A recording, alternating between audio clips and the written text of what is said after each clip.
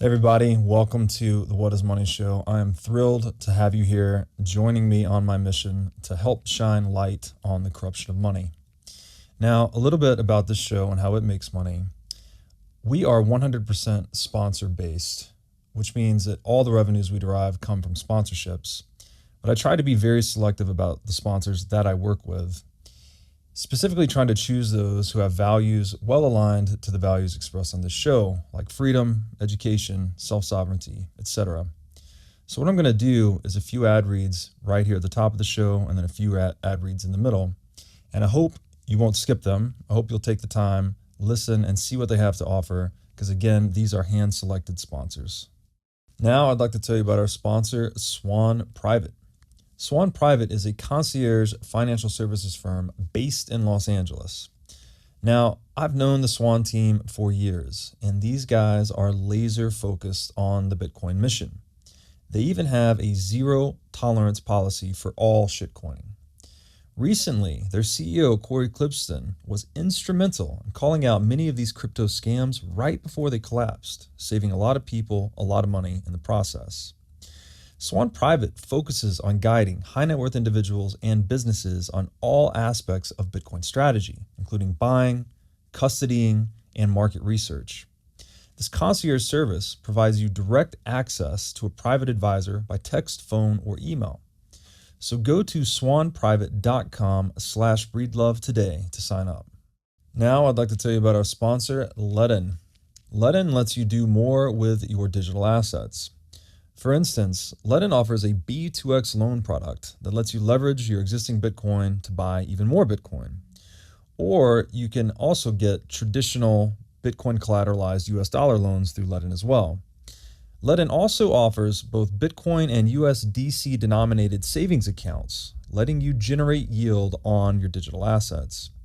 Recently, Ledn has launched a Bitcoin mortgage product as well that lets you use Bitcoin to buy a home or finance one that you already own.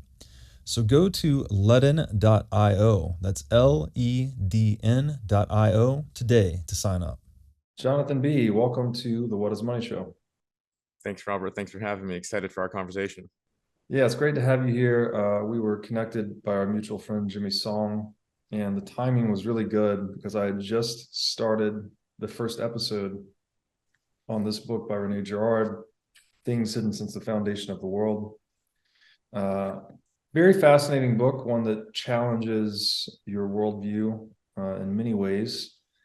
And I understand you're quite, I don't know if you call yourself an expert or not, but you've definitely become very familiar with Girard and his work and these texts. So I'm very excited to talk to you because I'm still struggling to get my head around what all of this means. And so maybe we could just start with that, a little bit of your backstory and how you got introduced to Girard and his work, and then we'll dive into the book. Right. Yeah, happy to. So my name is Johnathan. I was born and raised between Beijing. Well, I was born only in Beijing, but I was raised between Beijing and Vancouver. I grew up trained in competitive math. I was a big gamer, so got into coding quite a young age. Got a full ride to Columbia to study computer science, where I focused mostly on working in a VR lab as well as some AI coursework. And you know, one of the problems of a ambitious teenager being in one of these schools is you tend to get caught up in these forces of vanity, and one of them, those forces in CS is like this Zuckerberg complex to see who can drop out the fastest. So that's what I did my freshman spring, which is pretty darn quick. I dropped out, attempted to build a company that went up in flames, so to speak. And that was a really terrifying defeat for me because I had obviously failed multiple times before. But those failures were external failures. You know, I really wanted something. I gave it my best. I couldn't do it. But the company was an internal failure. That it was clear I didn't really want to do the company, but yet I felt this immense desire, this immense pull towards it. And so really Girard, as well as some other philosophies, you know, as far east as Buddhism, really was the psychoanalysis, if you will, of me trying to debug my own system and figure out what went wrong. And so the analogy I like to make is Girard is my Virgil. The analogy there being, what Virgil was to Dante, someone who leads you out of hell and through purgatory.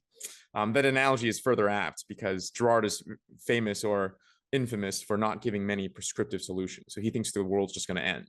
And he thinks probably the best thing you and I can do is to withdraw from the world, like Holder Lynn. And so we digress. Maybe we'll get there today. I actually have a very special relationship with the book you held in your hand, Things Hidden Since the Foundation of the World. That was my first foray, believe it or not, into philosophy. And like I discussed with you before we started recording, it's both the best and the worst way to get into Girard. It's the worst way to get into Girard because you're thrown all these concepts all at once. And it's the best way because it covers 3 out of the 4 main Girardian areas of interest. Book 1, I believe, is called on anthropology. Book 2 is on his theology, his apologetic of Christianity, and book 3 is on his what he's called interdividual psychology. And the only really, I think, big Girardian a domain there that is missing is probably eschatology, the end of the world. And you can get that by reading Battling to the End, one of his final major works. So yeah, I became fascinated with Girard, ended up reading anything by him that I could get my hands on. And because it was mostly Girard and the Buddhists who were leading me out of my own sort of existential angst, I ended up writing a 50,000 word manuscript trying to put these 2 religious traditions and philosophical traditions in dialogue. And that's available on my website for people who are having trouble falling asleep. And then me and my good friend, David Perel, we also made a 7-part lecture series to go through the entirety of, or the major strokes of Girard's theory: psychology, anthropology, theology, his critique of modernity, and eventually eschatology, the end of the world, which should be available when this episode drops around mid-December 2022. That is really cool.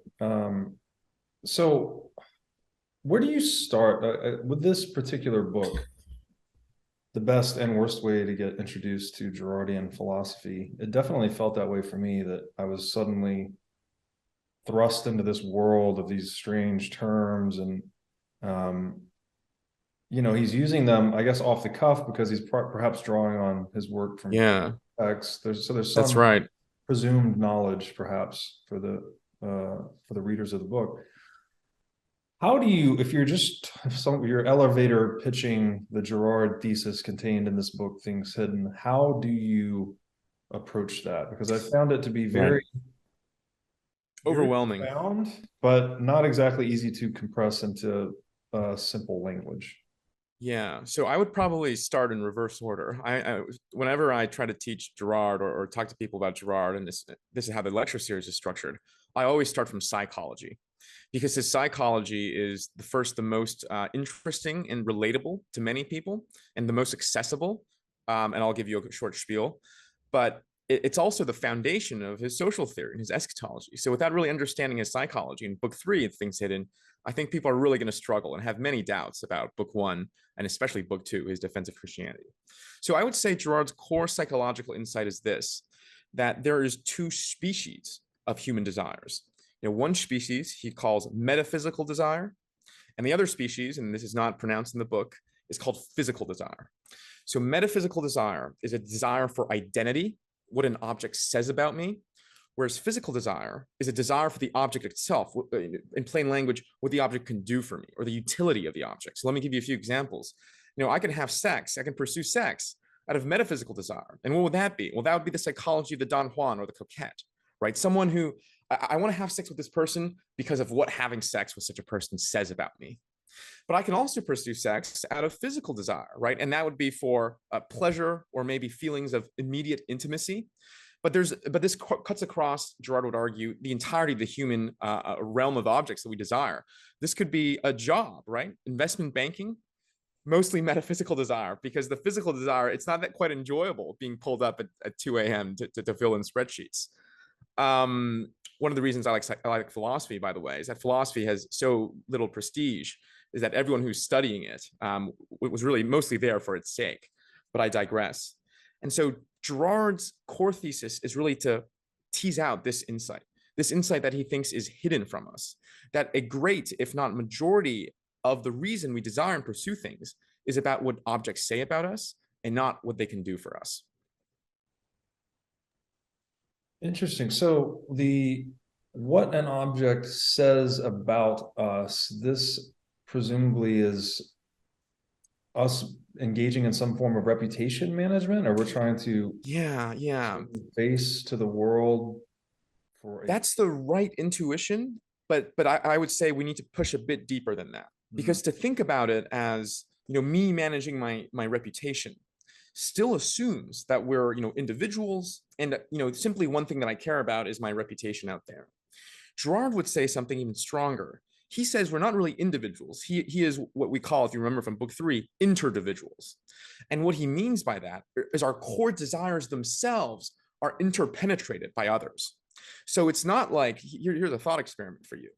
It's not like, if I grew up in a society that valued, let's say, gladiatorial honor, or let's say collecting pineapples, right? For some reason, you grew up in a society that the prestige was collecting pineapples. If everyone in the society vanished right then and there, a person merely concerned with their reputation would stop collecting pineapples. But Girard's point is that this person would actually still want to collect pineapples, even though there's no one else to quote unquote police his reputation. So do you see this sort of minute distinction I'm trying to draw? It actually goes a layer deeper than merely managing external reputations. It's about how our intrinsic desires, what we think of as our own desires, what we want, is actually penetrated themselves externally. Yes, that does make sense. And this also perhaps speaks to the common divide. Like I'm thinking of Ayn Rand, which often talks about the collective versus the individual. Right. But there's not a bright line in reality, right? Yeah, that's right. We are participating with culture and those around us, and that there's a feedback loop, right? Like we are shaping the culture as the culture in turn shapes us to some extent.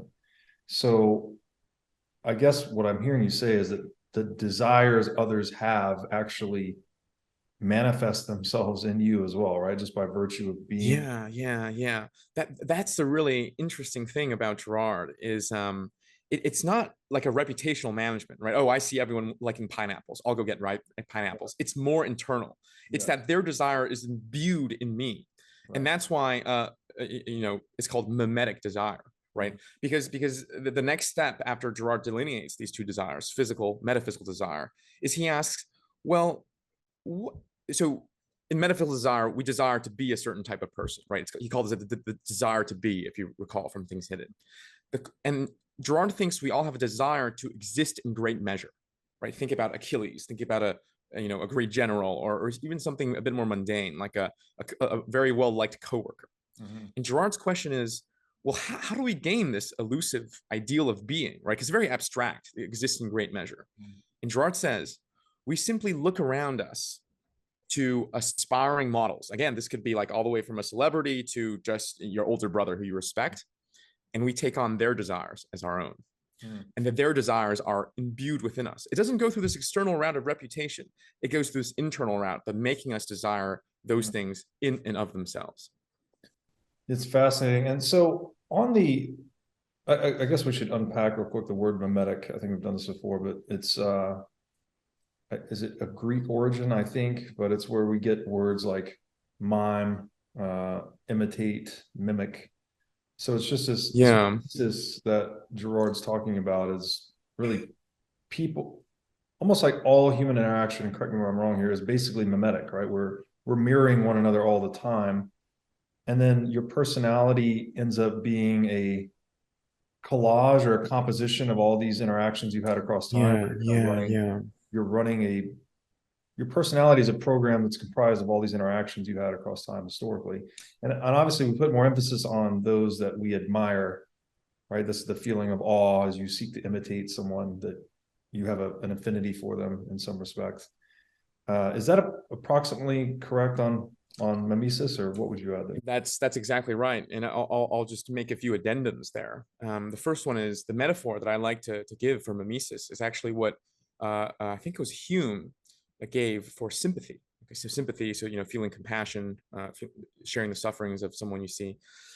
And he said sympathy operates almost like violin strings closely wound up together. So if you have two violin strings or two guitar strings, you flick one, a similar vibration frequency crosses to the other. Now, I really like this metaphor for a few reasons. The first reason is that it shows that this mimesis, this imitation, is a natural tendency, right? Like you said, maybe there's a natural baseline of mimesis when we just hang around certain people, that we tend to ingest their values, right? You see how certain social groups and certain cliques, maybe in high school and college, have a specific place they like to go to, a specific word that contains a meaning that is completely meaningless to outsiders. But I also like this metaphor because it still does preserve human agency to some extent, right? Because as any guitarist worth their money knows, you can hold the first string steady when you pluck the second string, or you can flick it at a different frequency. As clearly as you can tell, I don't play any string in instruments. And so the first caveat I'll make is, yes, that's right. But Girard thinks that there is still a layer of agency upon this, that we do have some agency. Now, there are certain scenarios where mimesis gets really inflamed and we no longer have that agency. But as a basis, we do have that agency. I'll make two more comments here. The second one is, I think it's probably, I don't know I don't even know if it's a wrong understanding of Girard, but it's certainly an uninteresting understanding of Girard. To think that he's just talking about us directly copying things. I see man walk off cliff, I walk off cliff. I think the much more interesting way of interpreting Girard is reading him as saying that there is a normative imitation, or there is an imitation on the layer of values, if that makes sense. So it's not just, I see you drive your car and turn left, I immediately turn left. It's more like, oh, I see Robert. Robert's a cool guy. I see a lot of people like him. I want to be like Robert. What does Robert do? Robert hosts podcasts. Podcasts gain attention. Maybe I don't directly host a podcast, but maybe I can, I don't know, streak in the World Cup and gain attention that way. Do you see? It's a much more fundamental layer of imitation. It's about the imitation of values. And the last thing that I'll say here is that mimesis operates both positively and negatively. If you remember in Things Hidden, book 3, he talks about the negative phase of mimesis. And this, in some sense, just flows naturally from what we talked about before. If the positive phase of mimesis that we've already talked about is to obtain an object associated with a model with a heightened degree of being, you simply just need to turn that logic on its head. You want to distance yourself away from objects associated with models with a deficiency of being. Right? In the high school, we both want to, sit where the cool kids want to sit, but we want to make sure, we never get associated with the kids who are considered social outcasts. So it really changes what we think about as an individual action. Fascinating. I'm reminded too, you've heard of probably mirror neurons in the brain. Yes. We see someone break their leg or incur some type of injury, you can feel it, right? If you ever watched maybe a football sports game, right? Sports, exactly. Leg or some injury, you feel it, right? That's the mirror neurons activating. And having studied people like Mandelbrot and who brought up about the science of fractals and all of this, I'm a big believer in that things are kind of self-similar at different layers. So whatever's going on inside the brain, we probably have some version of that going on in social reality. So this sounds kind of like that, like individuals behaving somewhat like mirror neurons for one another, that That's not quickly imitating one another, like you said, right. But you're noticing if someone's succeeding across a certain performative dimension that you too want to succeed, then you might just start to imitate them, to copy them. Right. A lot of things, right? It's like fashion. I don't know. Dating, right? You can find a previously uninteresting prospect interesting when suddenly an attractive competitor desires them, or sort of they become more off the market, so to speak, right?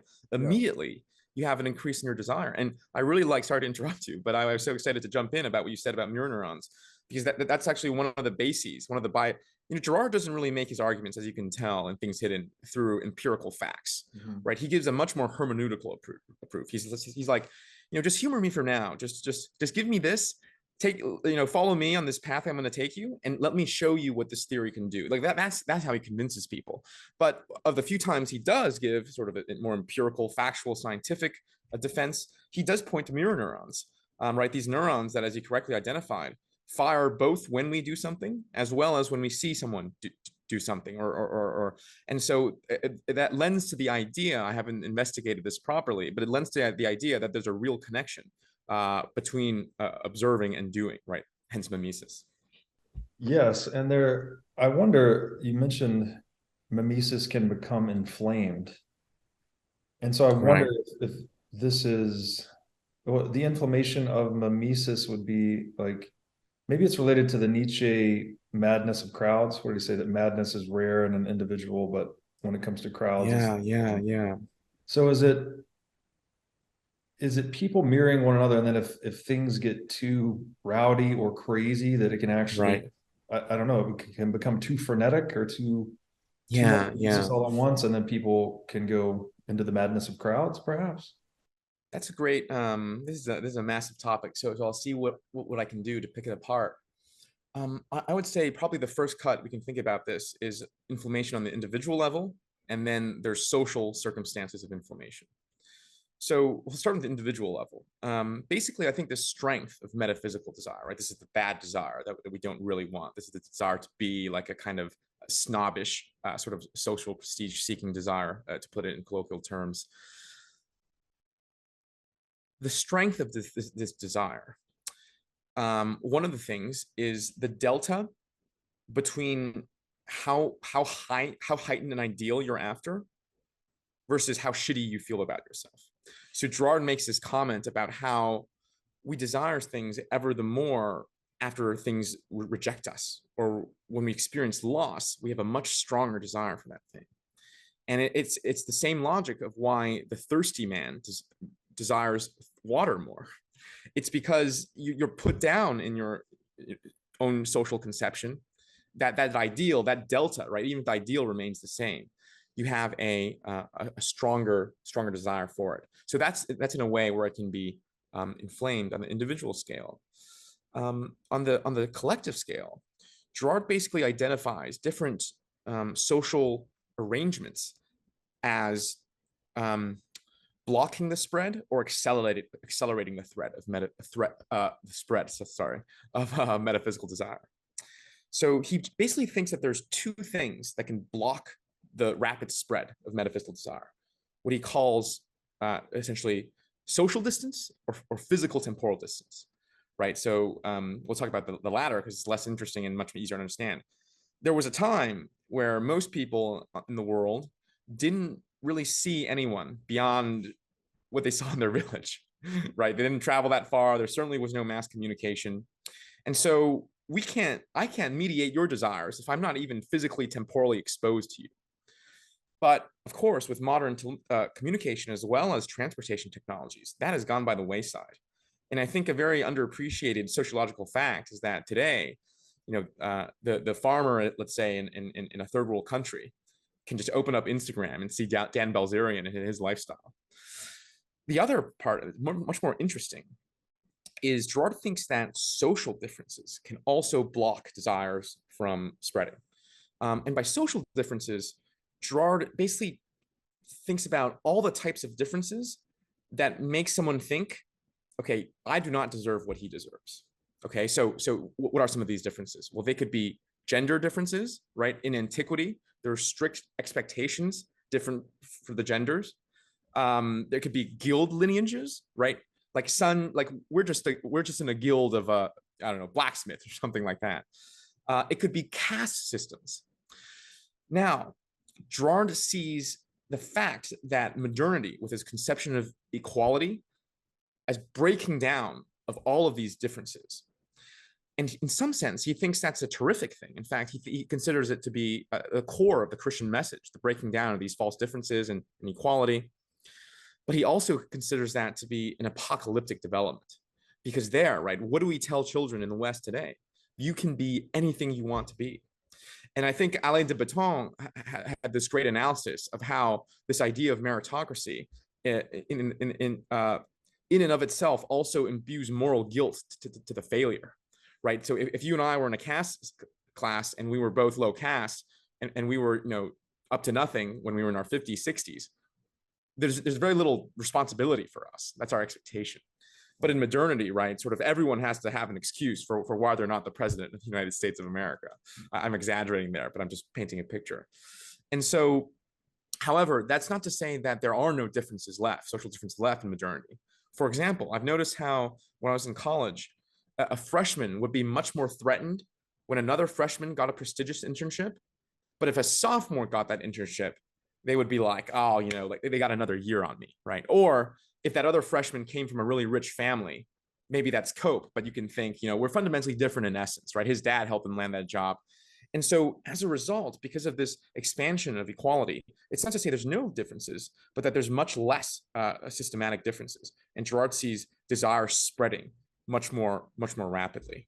And so that's a social condition for mimetic inflammation.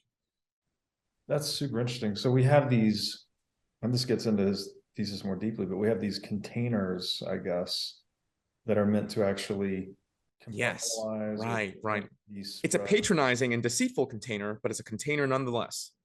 Yeah, patronizing and but useful at the same time if it's integrity. That's right. Society. That's right.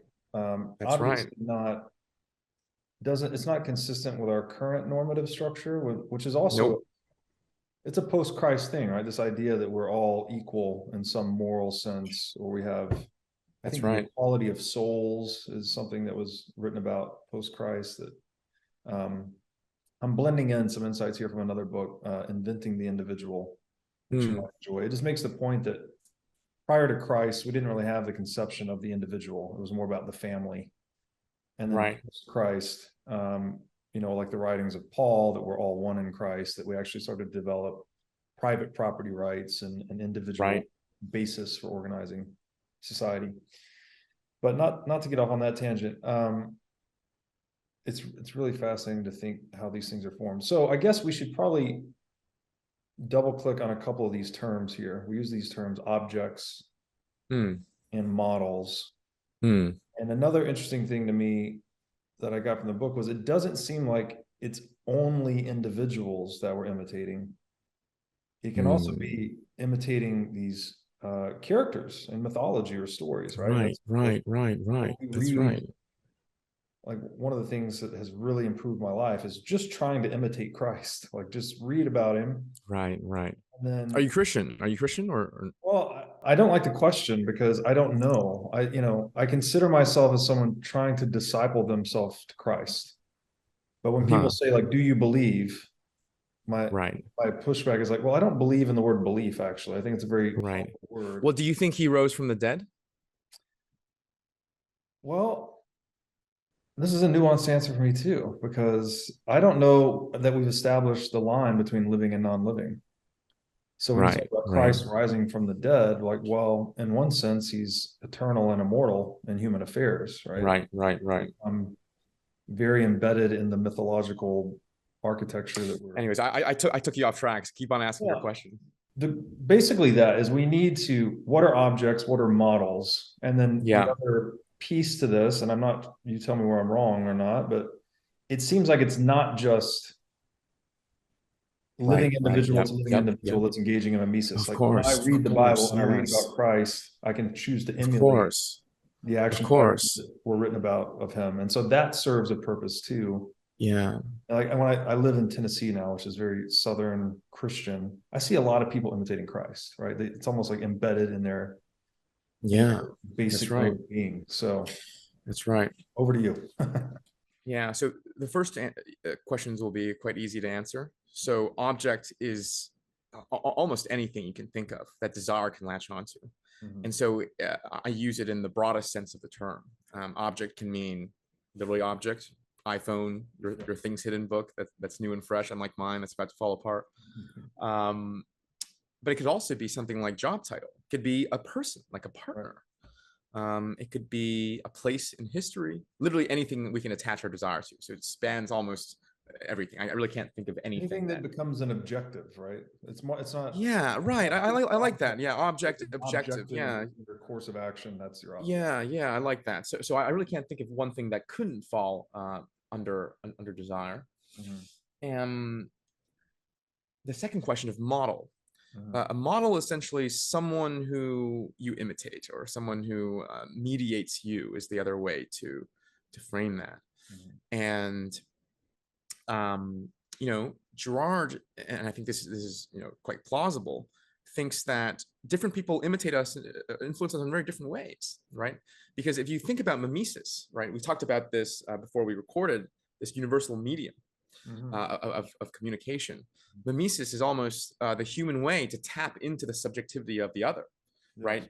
Think about the violin strings. It's a way for me to simulate, what's going on in there in Robert's head, and in that way, Girard must think that different people mediate us to different degrees, right? So, if my best friend, this is a great example, if my best friend, let's say none of us liked Rolex watches. If my best friend bought a Rolex watch, my increase in desire there will probably be a bit more than if, some stranger or a coworker that I didn't particularly know bought a Rolex watch and showed it to me. Girard's intuition here is that we're more open, our mimetic channel, so to speak, is more open to certain people than others. And maybe we can call above a certain level of openness as model. So that's what we mean there. Yeah, that makes a lot of sense. And I can reflect on this in my own development. There were friends that I had at a young age. We spent a lot of time together. I admired certain things about them. Was probably very likely unconsciously imitating them in certain respects. To see myself now in my adult life, I can identify these little figments of them, like their personality have been incorporated into mine, right? Or a certain tone of speech, right? How you say a certain word, something like that. Yeah. Right. Certain characteristics or certain maybe standard operating response or something in certain situations I can see that I've obtained those from others. So again, I didn't know about any of this prior to reading the book. It just sort of, once you see it, a lot of things start to make sense all of a sudden. That's right. And, if you're further interested, I can break down what makes someone more open to mimesis for another person. The first one is just exposure, right? You can think about like a multiplying factor. The second one we talked about already is how in essence similar are we, right? And Girard's example here is actually, he gives an example from fiction, which we'll talk about in your third question, of Don Quixote and his squire, sort of Sancho, right? And Sancho, it's interesting, doesn't desire what Don Quixote desires. He desires what Don Quixote tells him to desire, which is to be a governor, right? Don Quixote wants, and so the idea there is that, Sancho came from like a peasantry. Don Quixote is foolish but still nobility. But because the social distance there is so great, even though they're proximate, they're constantly exposed to each other. It's actually not as open, or not directly open, mimesis. And the last one, right, is we talked about this already, is how great do we consider their being to be, right? So the most potent form of model would be someone who you think is in essence similar to you, someone you're constantly exposed to, and someone who you look up to very, very highly. Right. So I think that also gives some more explanatory value here. But I want to jump to your third question, because I think it's a very interesting one. And I mean, the short answer is yes, that we are mediated, not just by real people, but by fictional characters, by people who construct, by people who are in our memory, right? And it almost becomes trivial when you think how, we're clearly mediated by real people through the screen. Right. Okay. If we're mediated by that, we must be mediated by people in a TV show. Right. If we're mediated by people in a TV show, then certainly books. And so you see how you can naturally get there. But let me give you maybe a more direct and empirical case about really the power of fiction to ground people's moral intuitions. You see, as China became liberalized and its media landscape became liberalized in the late 20th century, there was a very funny anecdote about a farmer who was arrested. And when he was arrested, he said something like, I know my Fifth Amendment rights. He was watching too much of like CSI or like these like American crime shows. And of course, he didn't have the exact same of rights in China as one does in America. And so you see how there, through pure fiction alone, it grounds people's moral intuitions about what is right, what is wrong about the world. I'll give you another example where, one of the Mission Impossible, it's the Tom Cruise movies, right? Where he was clearly operating on a deontological and not utilitarian framework. So he was acting on principle and not for the outcome, to put it simply. So he was trying to fight, I think, this bad guy or something. Like, he didn't want to kill this good guy. She had a bomb strapped to her or something. And then what ended up happening was that by not killing that person, like 20 other people died. But the movie portrayed that as a good thing. You see what I'm trying to say? So you see how there's a subtle moral message that movie sends by portraying that as good. It's favoring one framework of moral action over the other framework. So yeah, the answer to your question is yes. Girard believes that, and I think I would agree with him here, that, you know, characters and fictions can influence us greatly. This is why Plato, for example, wanted to ban or wanted a tight control of media in his ideal city, that only certain heroes, even though they're probably fictional, should be sung about, because he didn't quite like the Homeric epics. He didn't like what Achilles was making the youth of Greece become. Athens, sorry.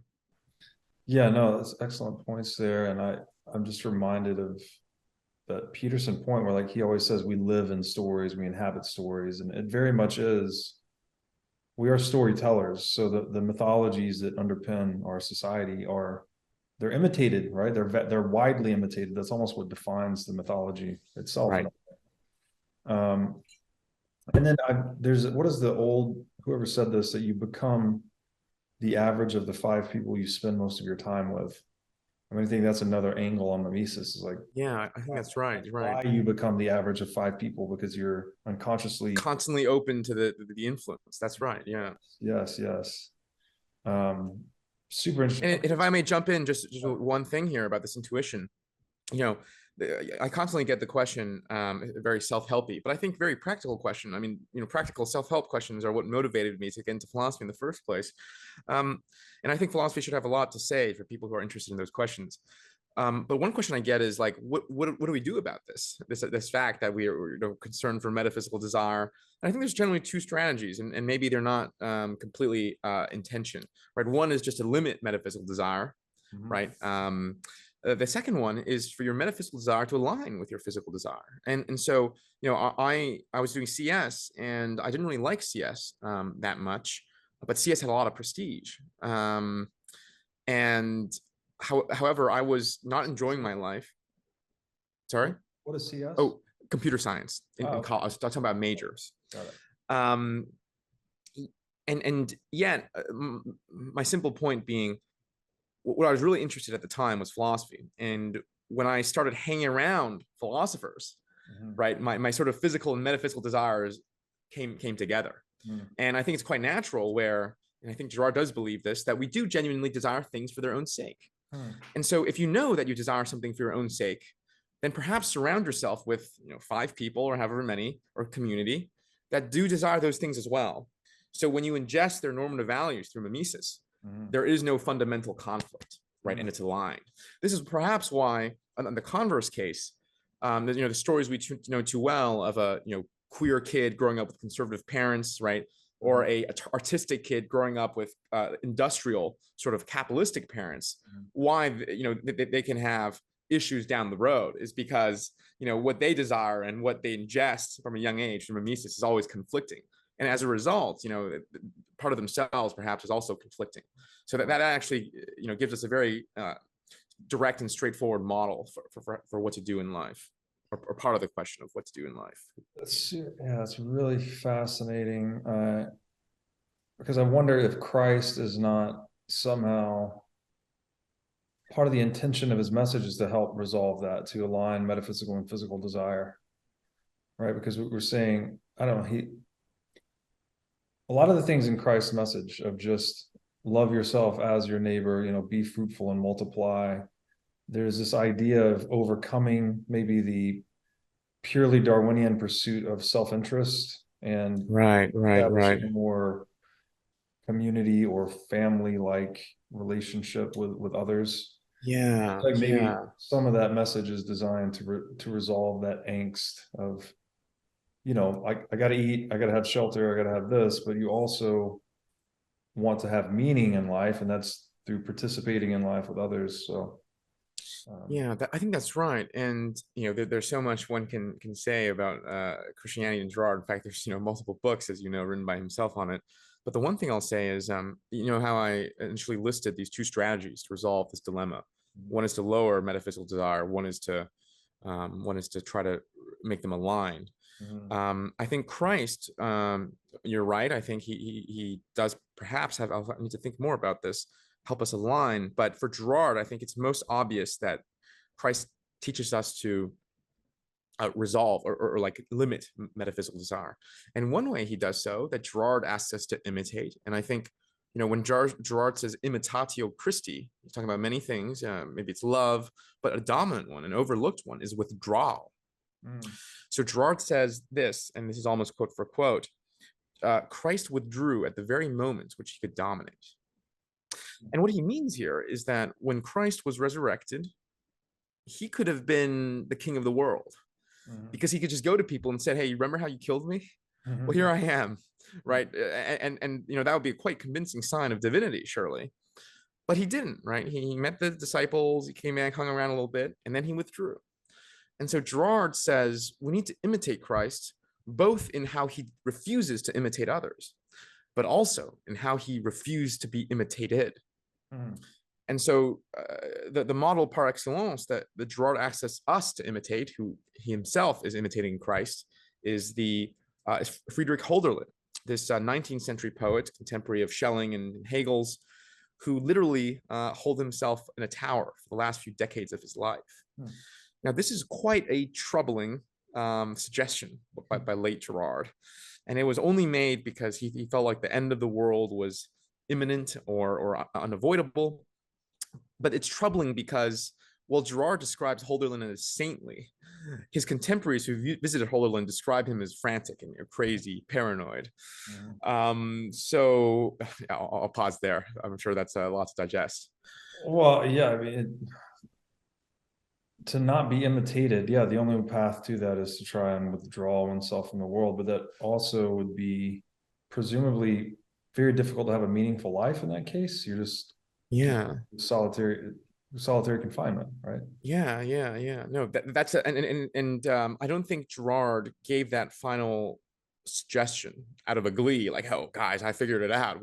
But out of a desperate defeatism that he thought that there were ways to exist in the world, but as unpalatable as that is, I have found anecdotally from my friends just how important it is to leave any type of high competitive environment you're in for a short period of time.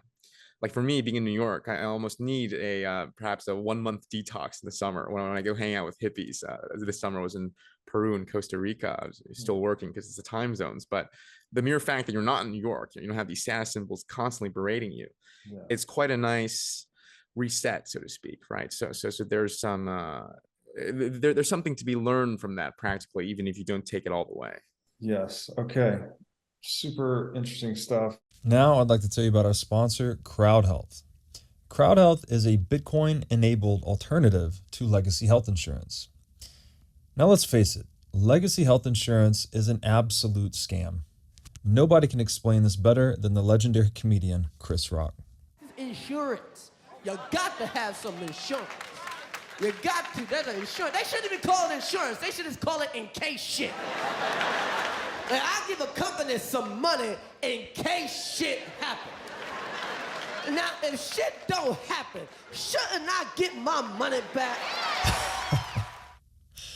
So with CrowdHealth, instead of just paying premiums that you'll never see again, you can hold part of this pool of savings in dollars and in Bitcoin through CrowdHealth.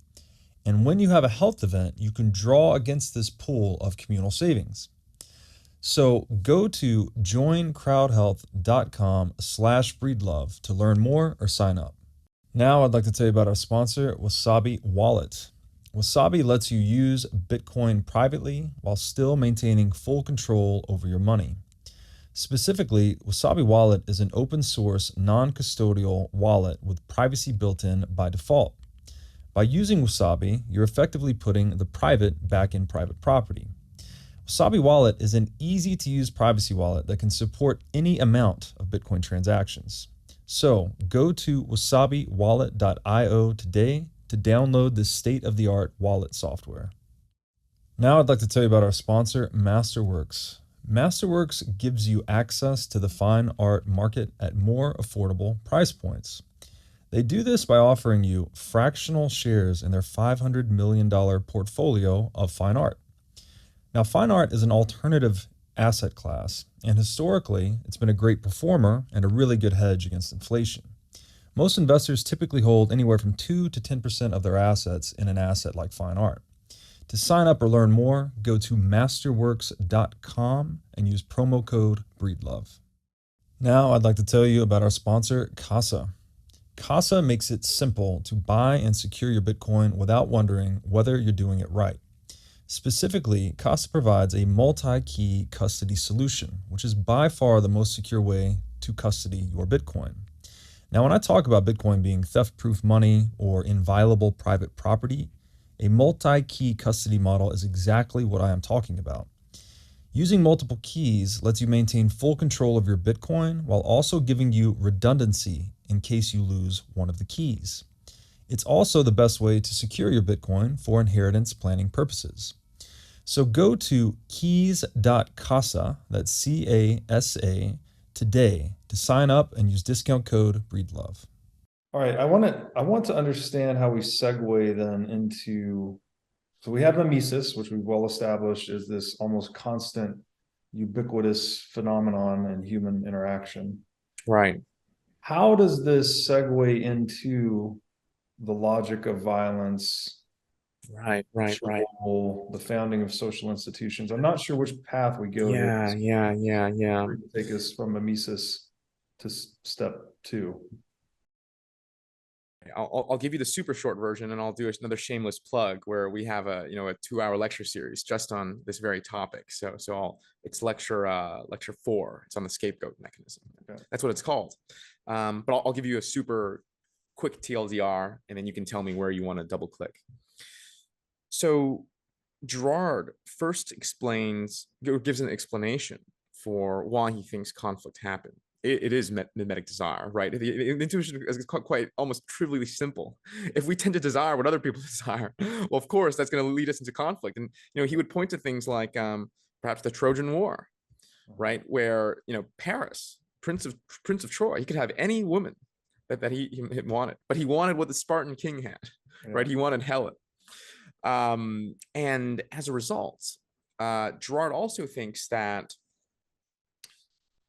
there's a reciprocal act of violence where everyone who's engaged in violence thinks or tends to think that they're on the defense and feels like their next act of vengeance is justified. Yeah. And then violence, furthermore, like a plague, grows slowly and slowly to envelop greater amount of people. And there's a real historical example there, right? He's giving you, or I was giving you examples of the Trojan War, but World War I was like this, right? Assassination of Archduke Franz Ferdinand, then July crisis, Austria-Hungary's allies, Serbia's allies, the whole continent was erupted in war, right? Or think about World War II. America didn't really want to, fight another war that had nothing to do on its soil, but Japan really couldn't leave America alone, right? Any more than the Greeks could have left Patroclus alone, Achilles' friend. And so I like to analogize that Pearl Harbor was America's Patroclus, that the rival forces bombed it in the same way that the Trojans killed Patroclus. And so in the same way that Achilles couldn't hold back, neither could America hold back and fight the war. And so for Girard, violence is the thing that is easily triggered. And as soon as it's triggered, it starts ballooning and enveloping larger and larger social groups. And so the only hominoid groups, Girard argues, that survived were ones that really stumbled upon, almost like in a Darwinian evolutionary process, upon what he called the scapegoat mechanism. The mechanism goes something like, all of society's blame would be directed upon one or a small set of victims who will be expelled in an act of catharsis, and that expulsion would lead to permanent peace. Well, the question then is like, well, why? Like, well, why does that have to be the case, right? What do these enlightened thinkers, or like someone like Hobbes, tell us? Well, it tells us in the world, I mean, it's a thought experiment, but the intuition is, in the war of all against all, you and I are at each other's throats. we could just come down and lay out some kind of rational social contract, right? You know, I recognize if I fight you, my needs are messed up, and so we all come down, we form a state. Well, Girard says it's precisely in the middle of war of all against all, where mimesis is the most inflamed, that we can't use reason, right? I mean, think about a smaller scale scruffle you had with a good friend, not even an enemy. Reason has little domain over us when envy, when pride, right, is hurt. Girard's point is that in these cases where the spirited part of ourselves, right, it's not our appetite, it's not our reason that is harmed, but it's our spirit, right, our self-conception that is harmed, our symbolic part of ourselves, we also need an equally symbolic resolution, and that is catharsis. And the only way for us to get the same, the high enough level of catharsis is to put all the blame on one victim, right? It's not as cathartic to tackle a systematic issue than it is to say that right there, that person is pure evil. We need to get rid of them.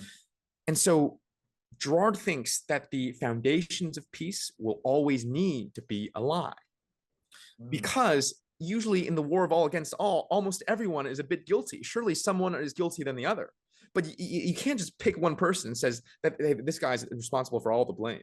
Girard thinks that this all has to be deceitful, all grounded on a founding murder, a founding lie. And the belief of this lie is grounded on nothing but the unanimity of the crowd, the fact that everyone starts believing in it. And a very tragic example of this, the scapegoat mechanism at play, is with Nazi Germany, right? Nazi Germany was in a state of mimetic contagion, hyperinflation, and Hitler picked the Jews as the sort of scapegoats, right? The one sort of group of people to blame everything upon. And that was the type of intuition that Girard sees playing throughout history, whether it's Julius Caesar, whether it's the death of Socrates. And long story short, I'm gonna skip ahead a bit. Girard thinks that that these events would be so cataclysmic and so foundational that cultures would try to derive lessons from these events. And these lessons would form the basis of the institutions of those societies. One set of institutions he calls prohibitions. And the way they resolve violence, we've already touched upon this in some extent, is that they create social difference between people. They say, let's look at what happened. Let's look at what the problem was. And let's put in rigid prohibitions around that. For example, a lot of pagan societies are very averse to twins, to the extent that in some, obviously a very limited handful of societies, when a mother has a twin, she needs to kill one of them. And Girard's intuition is that twins are a symbol of violent conflict because it represents a breaking down of social difference. So this aversion against twins is actually aversion against the conditions that create social conflict. The other class of institutions that really helps societies learn from these founding murders is sacrifice. It is ritual. The idea is, let's do prohibitions. Let's do prohibitions. Let's try to contain violence. When that fails, let's try to recreate the founding murder, right? And that's where Girard thinks Aztec human sacrifice and all the things like that, or even carnival happens. So that's the sort of 5-10 minute version of how we get all the way from mimesis to the violent foundings of human society, as well as how institutions are derived. Yeah, it's so much to take in. So that we get this founding, I guess that we're embroiled in a mimetic crisis, the war of all against all being the extent of that. And then the scapegoat mechanism is occurring naturally, or is this some type of covert effort, like a group of people get together and yeah. That's blame on these guys and kill them. That's a great question. That's a great question.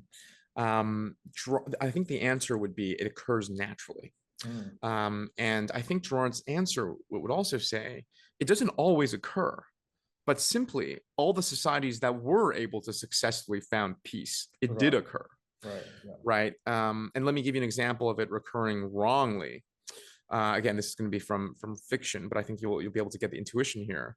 when the Greeks were trying to sail for Troy, I think Agamemnon, the Greek leader, right, he pissed off, I think, Artemis, and Artemis made it such that the winds don't blow, and so Agamemnon needs to sacrifice his daughter. Like, this is clearly meant to be a punishment for him. But that sacrifice didn't lead to peace. It led to more violence, because the wife, Agamemnon's wife, the mother of the daughter who sacrificed, was incredibly pissed off, ended up killing Agamemnon. Agamemnon's child Orestes ended up, avenging his father. So there are clearly sacrificial mechanisms gone wrong. Girard is simply saying this is the shape of in some sense, it's even more distasteful, right? Because he's saying all the societies that were founded, all the pagan societies that were founded, they had to go through this violent, deceitful process. And I don't think I'd agree with this completely. It seems that, as you're probably experiencing here, it seems a bit far-fetched when you first hear it. But when you look at things like the Rig Veda, and what is called the Hymn to Purusha, you actually can see traces of a founding murder that led to the establishment of all the institutions of a pagan society. So, yeah, to answer your question, it's a random process. It's not like a covert group directing it, even though some people might be more aware of this than others. And furthermore, it's a random process that's not guaranteed to happen every time a mimetic crisis happens. But it must happen, Girard thinks, if a mimetic crisis is to be successfully resolved. Fascinating. So there's somewhat of an inevitable deception or lie, or I guess a useful fiction in this way. Yeah, exactly.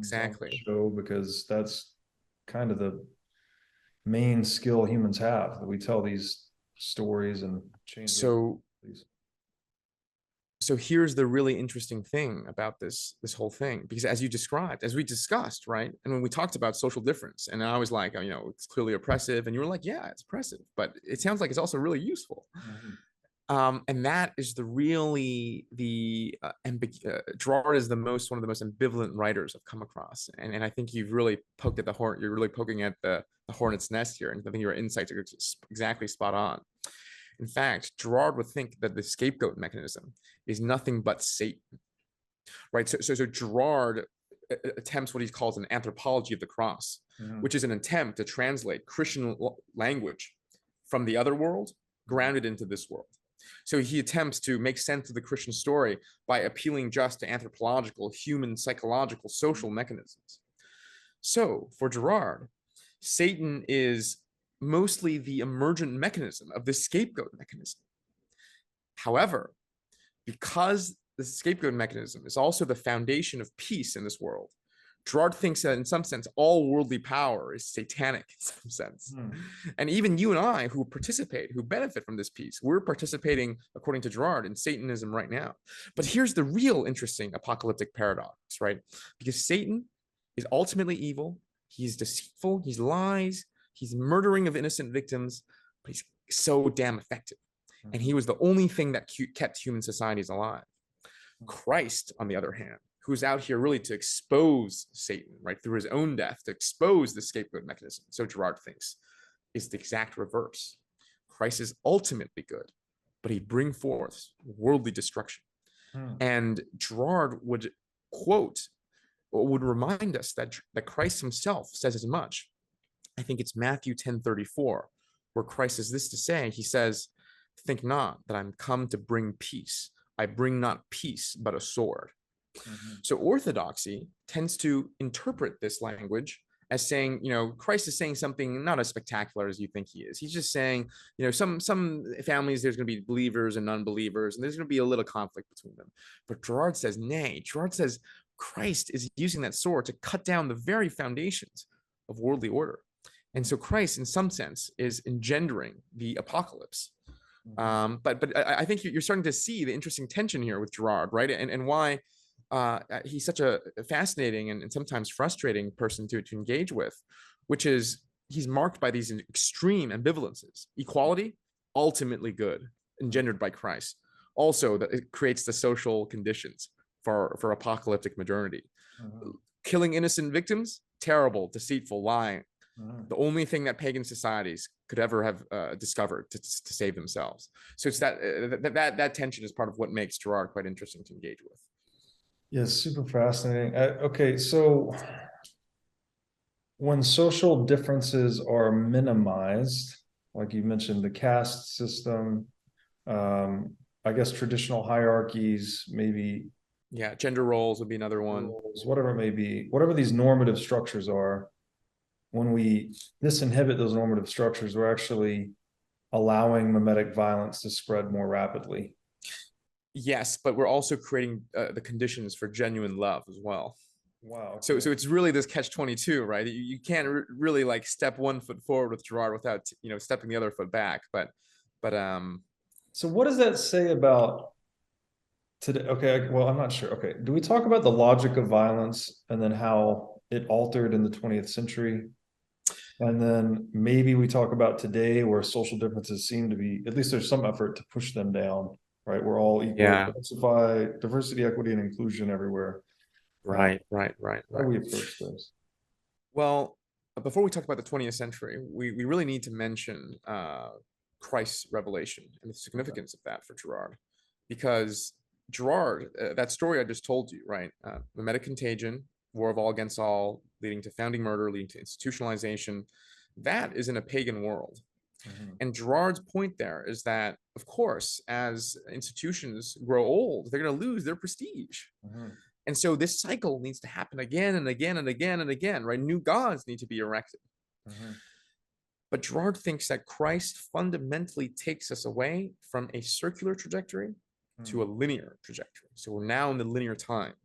And the way that Christ has done this, according to Girard, is by exposing the scapegoat mechanism. So remember how I told you the scapegoat mechanism was never done consciously, but it was an unconscious effort? Well, that would be Girard's point as well, that no one before Christ really knew it, they might have like unintentionally put blame or intentionally put blame on someone, but they didn't know that this was the cycle that they were participating in. Right. What Christ does, very simple here. We got another shameless plug. We got another whole hour and a half episode just on this. What Christ has done is set up the perfect trap for the scapegoat mechanism. Because what Christ was doing in his life, according to the Bible, who were one of the people that he was railing against? He was railing against the scribes and the Pharisees, right? The Jewish legal authorities of the time. And what was he campaigning against them on? It was the persecution. It was persecution of innocent victims. Christ says, and when he's describing who he's trying to defend, the blood of all the prophets that perished from the altar to the temple, the blood from Abel, right? Cain and Abel. Abel's the first victim, all the way to Zechariah. Zechariah is one of the last victims in the Old Testament. That is who Christ is trying to defend. And so Christ is out there trying to expose the scapegoat mechanism, which really leaves the worldly authorities at the time, of course, it was the Romans, two choices. You let the man continue. He's going to continue talking about this and exposing it, or you kill him, which is what they did. But the very killing proved that fact. The very silencing of Christ became the loud, resounding voice that shouted his message throughout history. So Girard's point is that Christ sacrificed himself in some way. You got to be very careful with that term, sacrifice, in Christianity with Girard. But in some sense, he sacrificed himself by laying a perfect trap for the scapegoat mechanism, exposing it. So this is why Girard thinks in modernity, we care so much about the victim. It's because of Christ that there's been we did a 180 from a society that used to punish victims, find innocent victims. Because of the revelations of Christ, we did a 180. Now we're protecting victims, right? And this is quite a extraordinary transformation. When you read, as you do, about ancient societies, how much we care for victims today. If not, for example, how it's prestigious for a developed nation to compete to help developing nations, right? That would be almost quite unthinkable, perhaps, in some parts of antiquity. So the question is, okay, well, that's a great thing, right? Terrific. We've exposed the scapegoat mechanism, but don't forget, the scapegoat mechanism was what we kept violence in check with. Right. So Christ has taken off our training wheels. And Girard would say that we've only fallen and stumbled, because here's the problem. Persecution, as we well know in the 20th century, unfortunately, exists alive and well, right? Most notably, Soviet communists persecuting entire class, right? The bourgeoisie in the name of the proletariat, and Hitler and the Nazis persecuting the Jews. And this is Girard's very terrifying claim, is that we are gaining this subconscious awareness of the scapegoat mechanism, but we haven't fully realized it. Like, we're starting to look out for it already. So we're not as gullible as, let's say, Thebes, right? Thebes, oh, there's a plague hitting Thebes. It's Oedipus's fault. One man is to blame for all the trouble in Thebes. If that would engender peace in Theban antiquity, right now it can engender nothing but humor, right, and laughs. Like, it would be like saying, you know who was responsible for COVID? Donald Trump, because he ate KFC one time. Right. I mean, that was basically the argument, right? But there's something good, Girard says. Again, we always have to wrestle with ambivalence with Girard. There's something good about this pagan gullibility, which is only one person needs to die, right? You can blame the whole thing on one person. When you exist in this magical world where a symbolic incest can ruin entire society, well, you can blame just one person. However, in modernity, the rational mind, the less gullible mind, can no longer believe that one person is responsible for all the problems, but the mind can still believe that an entire class or entire race is responsible for all the problems. So remember what we talked about, what Girard thinks society needs to maintain peace. It's a form of catharsis, right? And that catharsis needs a corresponding level of evil responsibility, right? So before, because people were gullible, one man could be responsible for that entire evil. Now, right, the level of responsibility is the same, because the level of catharsis is the same. Right now, we need many more people to blame to inherit the same level of evil responsibility. So Girard thinks that in some sense, exposing it has made it much worse. Wow. And then are we able to get beyond blaming people at all?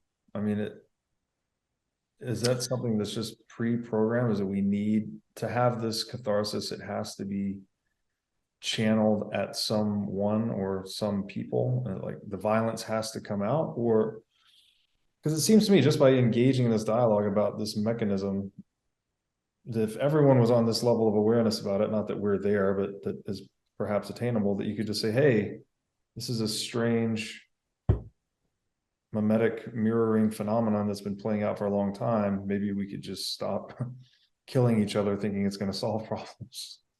Yeah. I love it. You're hitting on exactly the right Girardian intuitions that Girard himself thought of. And he actually had this sort of optimism when he was writing that book, Things Hidden. However, he retracted basically two major statements in his final book on Things Hidden. One was Christianity, sacrifice, we won't get into it. The other is the mere belief that the mere awareness of this mechanism is enough to engender the kingdom of God. Because fundamentally, if you think back to Girard's psychology, for him, reason is very weak. So the mere knowing of it is really going to do very, very little. What we need is a complete internal transformation, a process he almost compares to like a nirvana. So this is a very deep sort of personal transformation where we are in a natural state of unconditional love for the other. But again, right, think about what that entails.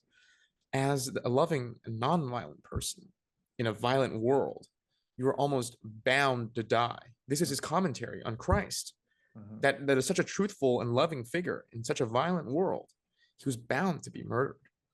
And so Girard thinks, and this goes back, I think, to one of your early comments, or maybe this is before we were recording. Girard thinks that the kingdom of God, and for him, that means everyone unilaterally, like you said, renouncing violence, giving up violence and scapegoating. He thinks that's a logical possibility, but a statistical impossibility. And so let me give you an example. So imagine a monkey typing on keyboards. Imagine such a monkey in his first try types the Bible word for word out. That is a metaphysical possibility, right? That's a logical possibility. There's nothing about the rules of the universe that says that can't happen. But is that likely to happen? Probably not, right? Statistically, very unlikely. And so Girard would say the same. I think there's the same modal status about sort of a positive solution for Girard, which is that it's a logical possibility that we all experience this fundamental transformation, and we all sort of give up violence, not even knowing if other people have given up violence, and if they haven't, then we're kind of screwed. But he really thinks it's a statistical impossibility. So in his final work, he would be extremely pessimistic, hence why the withdrawal and all the stuff we talked about before. Interesting.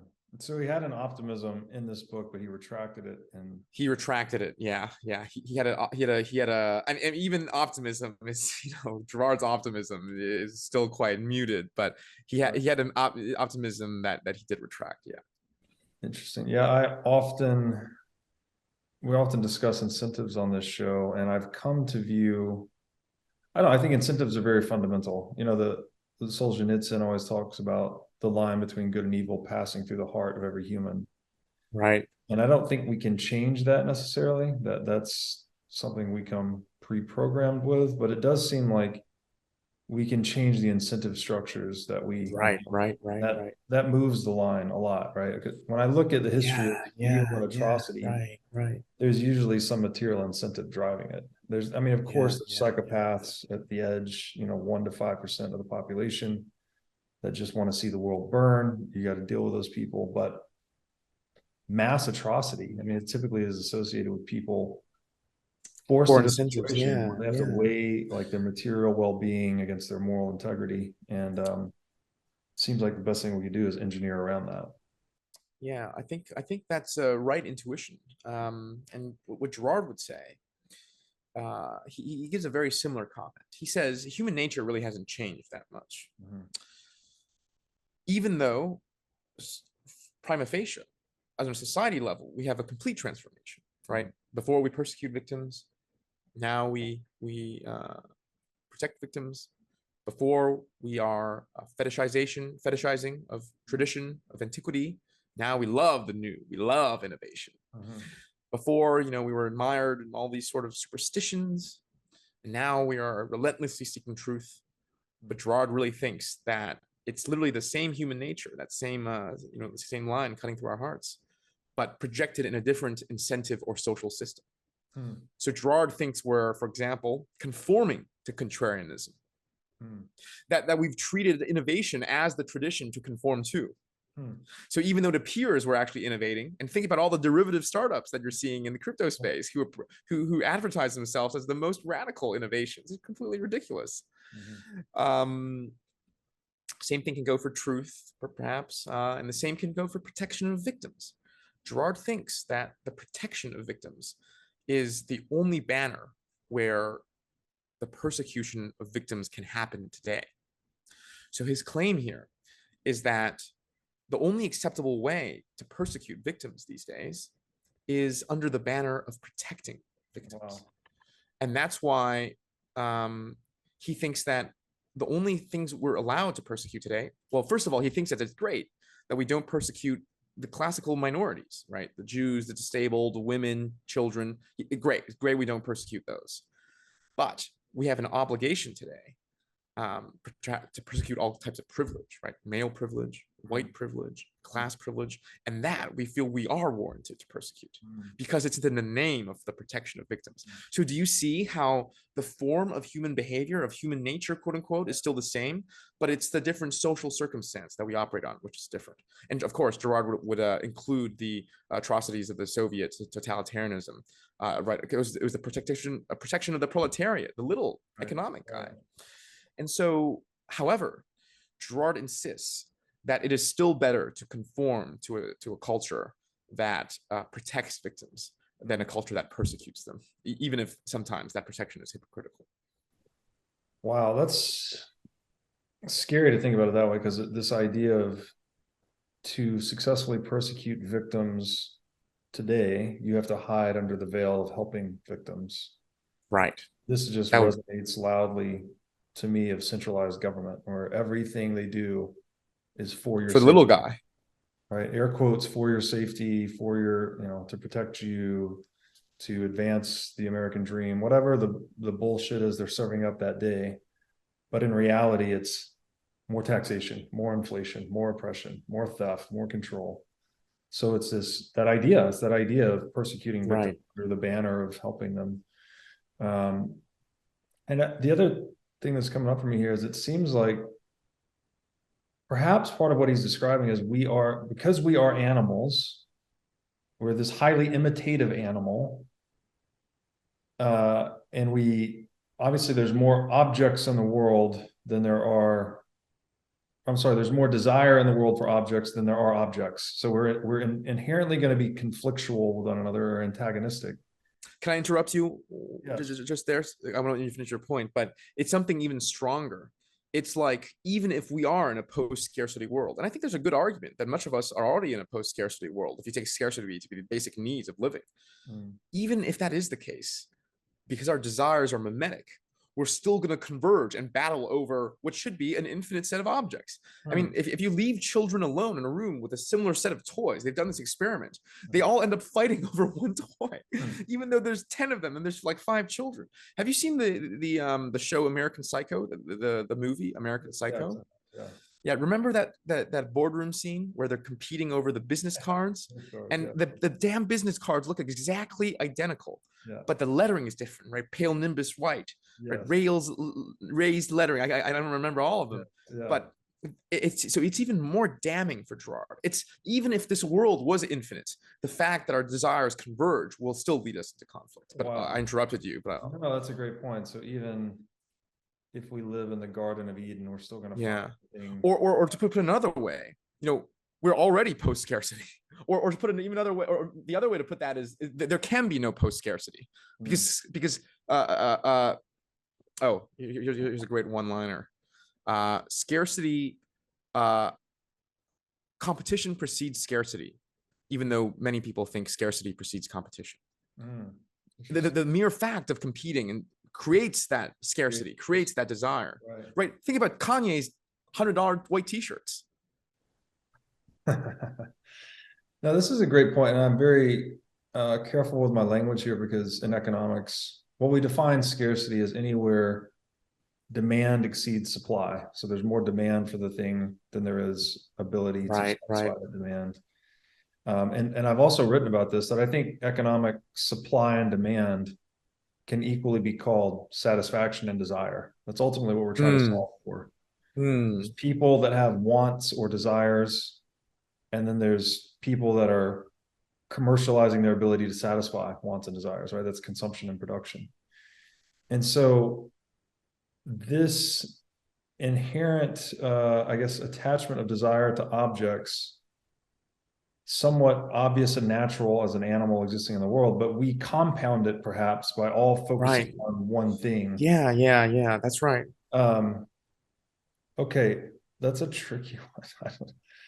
All right, we've thrown around this word a couple times, apocalypse, today, which I know the root of it means to uncover or reveal.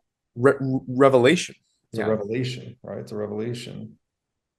As you described earlier, the revelation of Christ was kind of, to some extent, throwing light on this mechanism. And it's very fascinating in the book, where you're reading through Girard's anthropological description of the mechanism, and then he'll just drop in a passage from the Bible. And it's like it's describing it. He says often, nothing is hidden, right? Like it's saying it right here, plain English.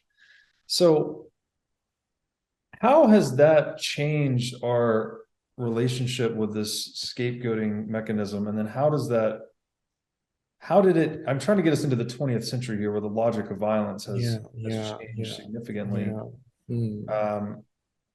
Is there there's so much to unpack here.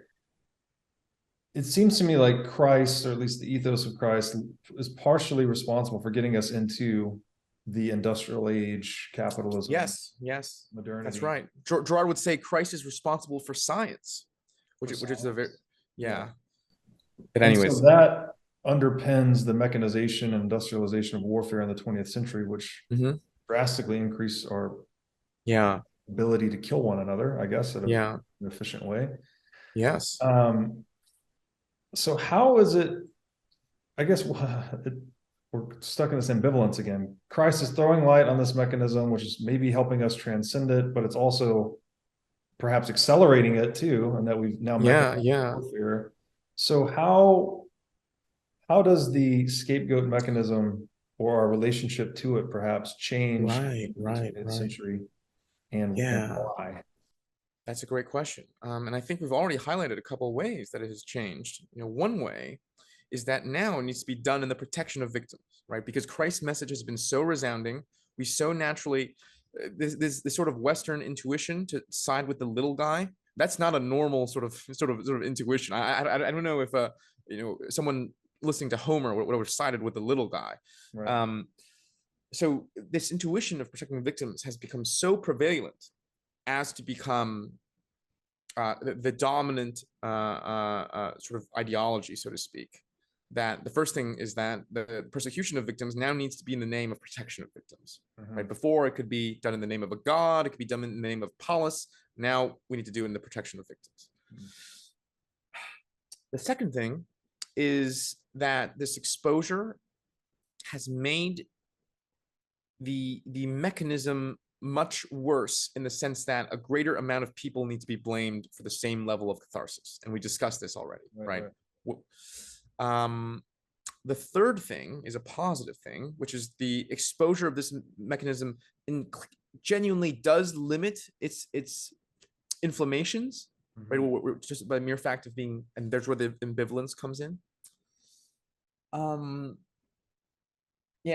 I think those are the ways. Those three ways are probably what I would say. Although I do want to touch upon your point of apocalypse, if you'd like to go there. So I think, and we covered an enormous amount of ground today, but I think people can already get an intuition of why Girard thinks we're in the end times, right? Because social differences have been breaking down. So the things that used to contain violence, prohibitions, difference between people, is no more. But so is our tools with resolving violence, right? So are the rituals breaking down. And here's what I'll talk about. I'll talk about the institution of war, because I think this is what really occupied Girard's mind for his final book, Battling to the End. The French translation had on its cover the original a nuclear bomb. So this was very much in Girard's mind. So first of all, I would say our listeners may be a bit distraught or unsettled by the fact that I described war as an institution.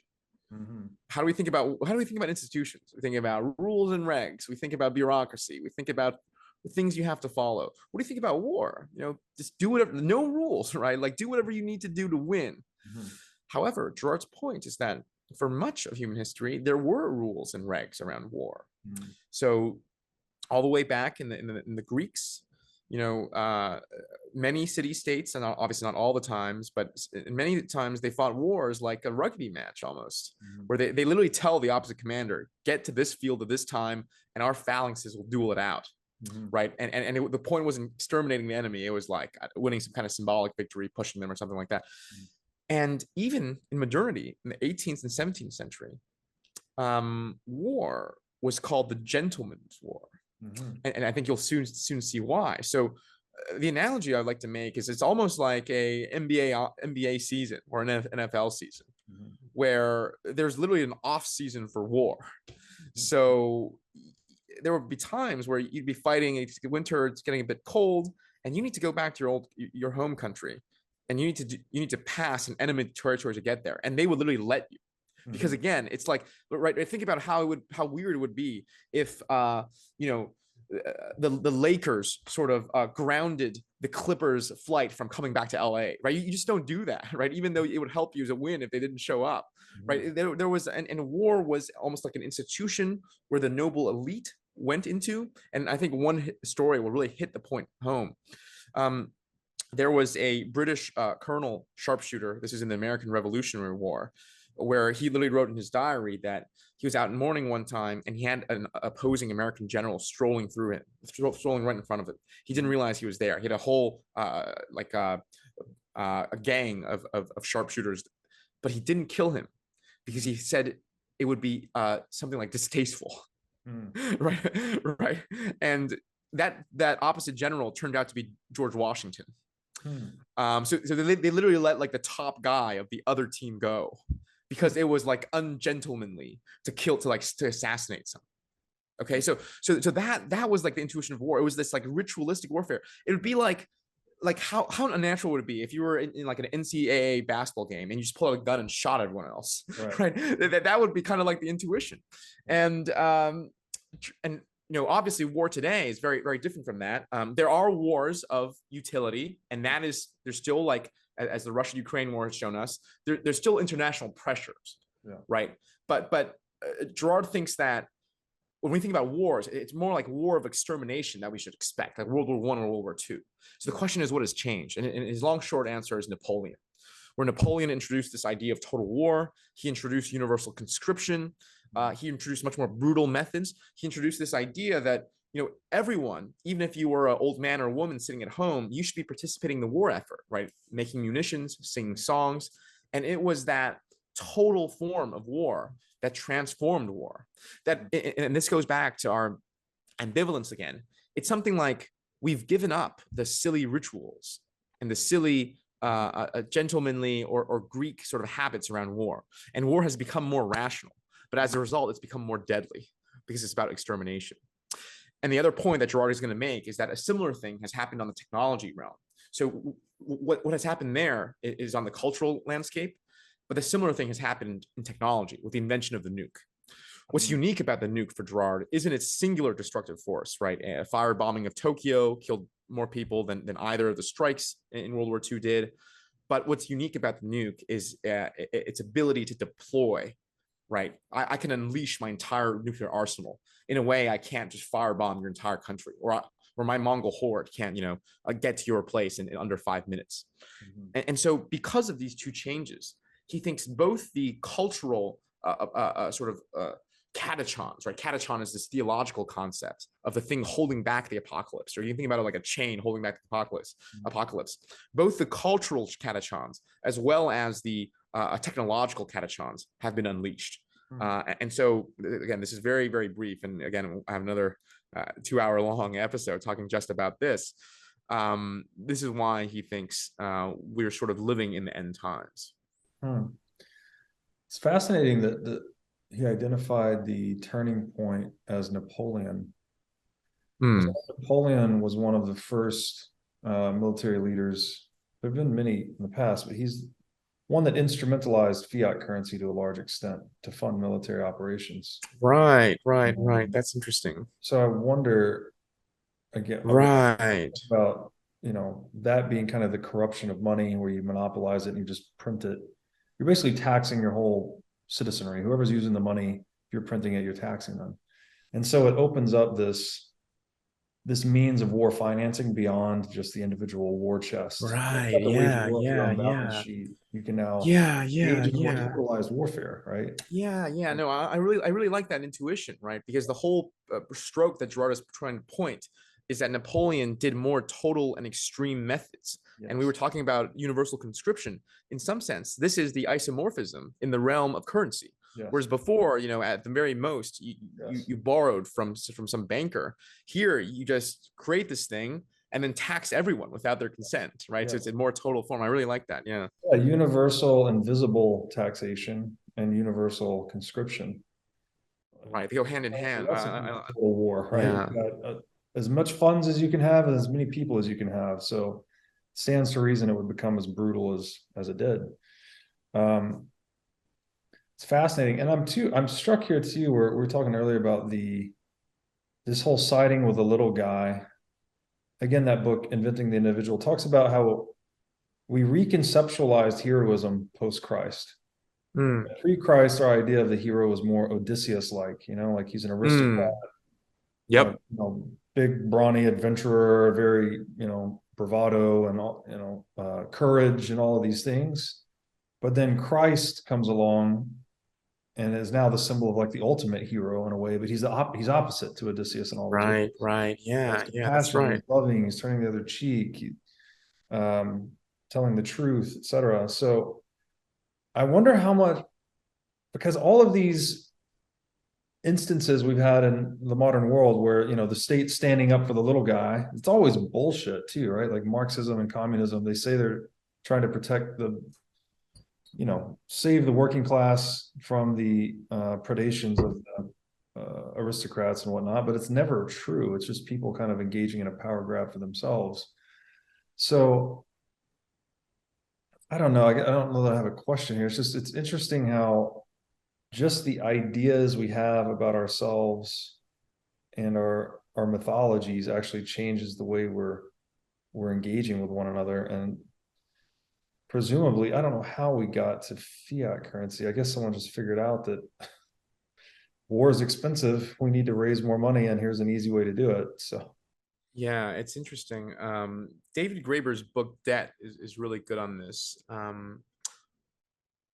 Yeah, I'm gonna butcher the argument. I don't have it off the top of my head, but he does make a pretty neat connection between fiat currency and war. Although I think it's reversed. I think for him, warfare and gold is more synonymous, because in warfare, the trustworthiness of the government is less ensured. But again, I haven't read that book in a while, so I might butcher that.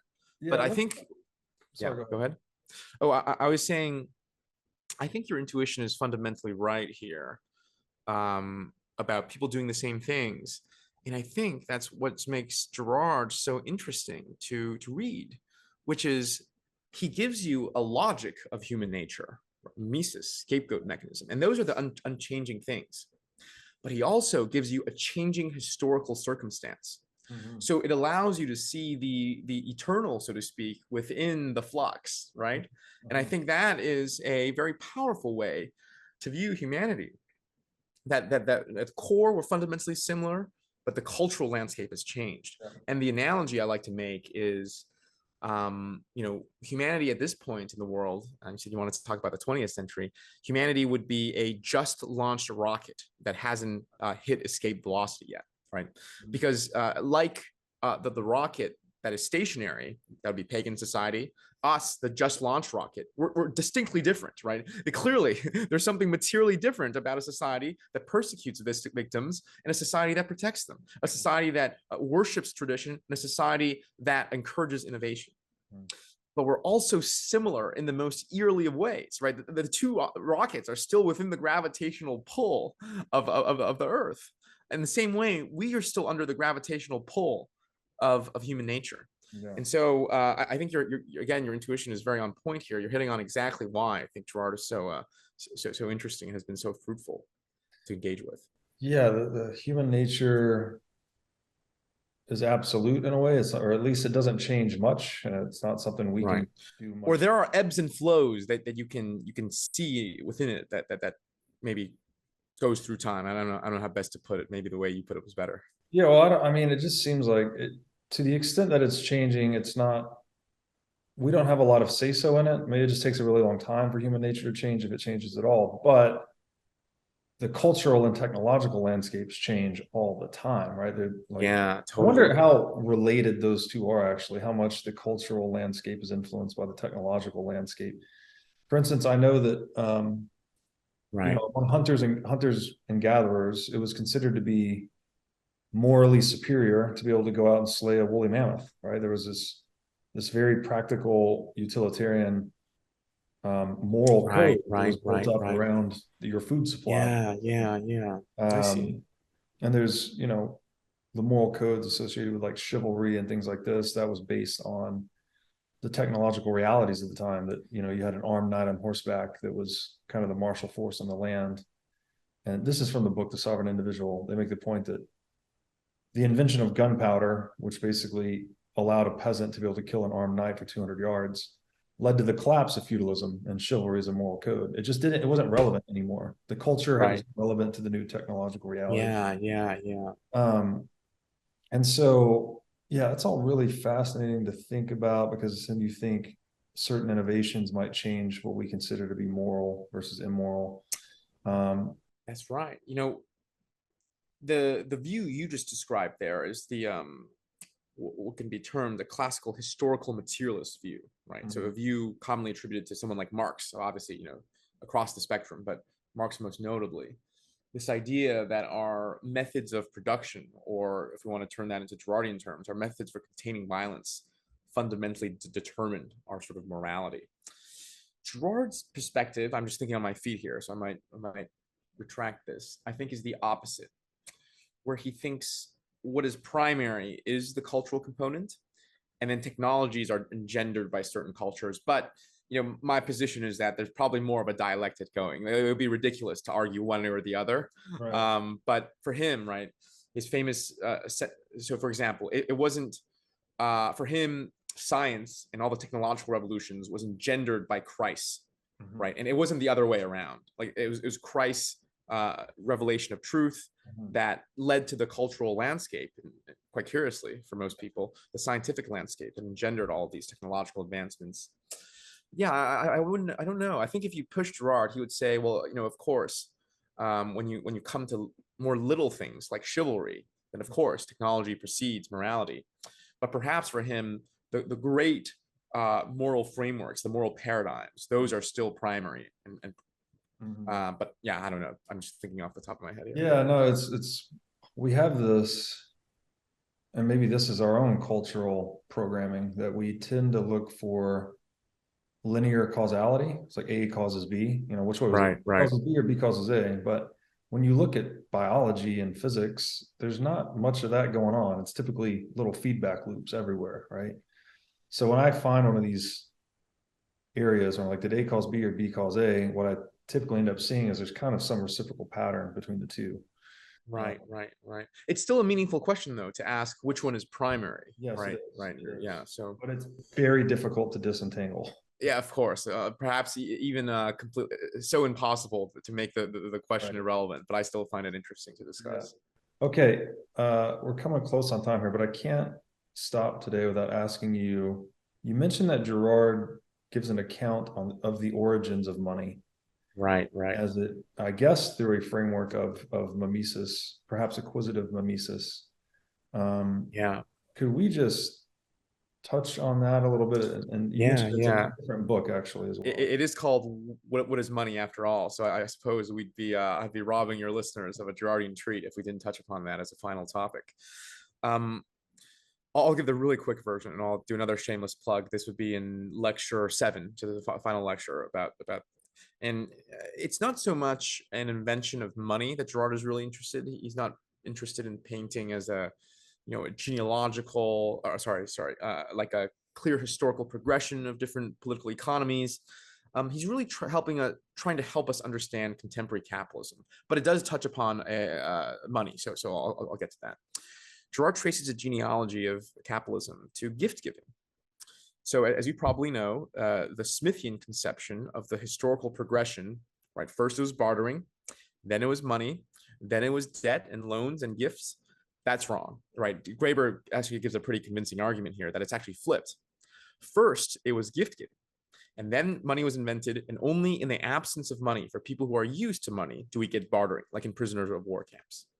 So, and this is quite a natural intuition that gift giving would be the dominant mode of existence in small tribalistic societies, because after all, when you're with your close friends, you never say I'll do your spreadsheet if you walk my dog for 2 hours, right? You help your friend do spreadsheets, you help your friend walk their dogs.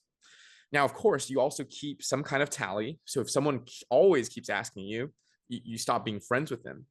But I hope you get the intuition. Okay, so it was a gift giving economy. And Girard thinks that Girard is highlighting 2 very interesting things about such an economy. First, such an economy where it appears to be material aid. In many cases, it was not about that at all, but it was about ego, right? It's a topic we've touched upon many times today.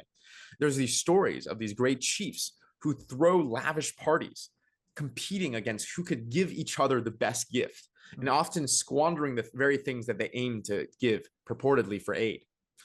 It's kind of like modern philanthropy, right? Or some part of modern philanthropy, where it's less about the receiver than it is the giver. The second thing that Girard highlights is that, quite oddly, there usually are cultural prohibitions against rapid gift giving. So there usually needs to be a gap here, right? And I think, the intuition here is quite interesting as well, where if I'm really good friends with you, then I probably don't have to Venmo you for the dinner.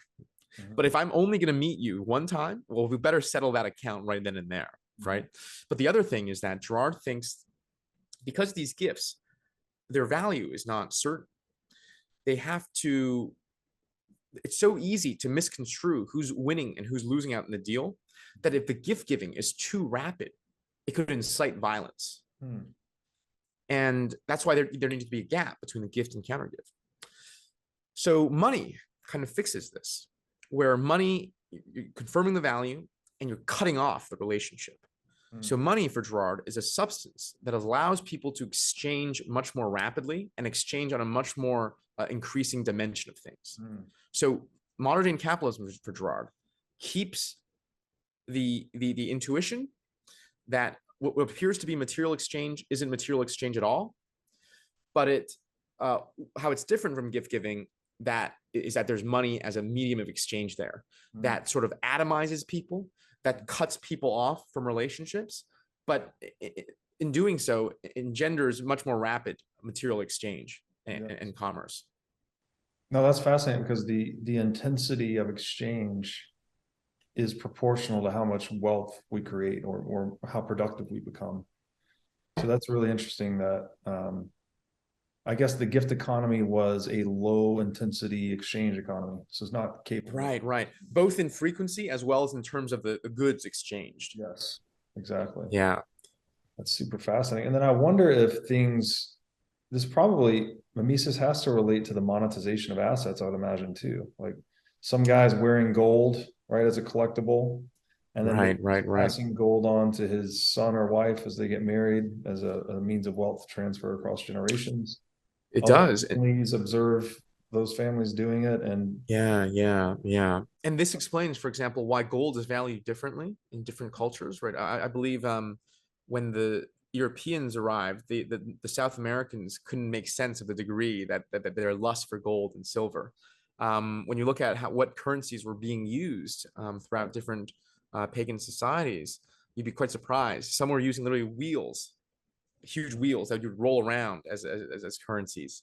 So yes, that's exactly right. And in cryptocurrencies is a great example. Why is a dog coin worth so much? And so there's however, right, the fact that many cultures, if not most cultures, have converged on silver and gold as these precious things tells us it's not just mimesis, right? And this again goes back perhaps as a fitting place to end, because I know we're a bit up on time, because it's an isomorphism of physical and metaphysical desire. Right, there are physical qualities of gold and silver that maybe make them interesting, but their value is clearly not just those physical qualities. It's this additional social aura that we've imbued upon. Right. It's so fascinating to think about. But I like the distinction between metaphysical and physical, because those are the two domains we're kind of operating within, right? It's the Darwinian preservation on the physical domain, but then there's this metaphysical, symbolic, social, meaning, participation, etc. Johnathan, this has been an awesome conversation. I hope we can do it again, because this fantastic. I would love to. Yeah. Okay.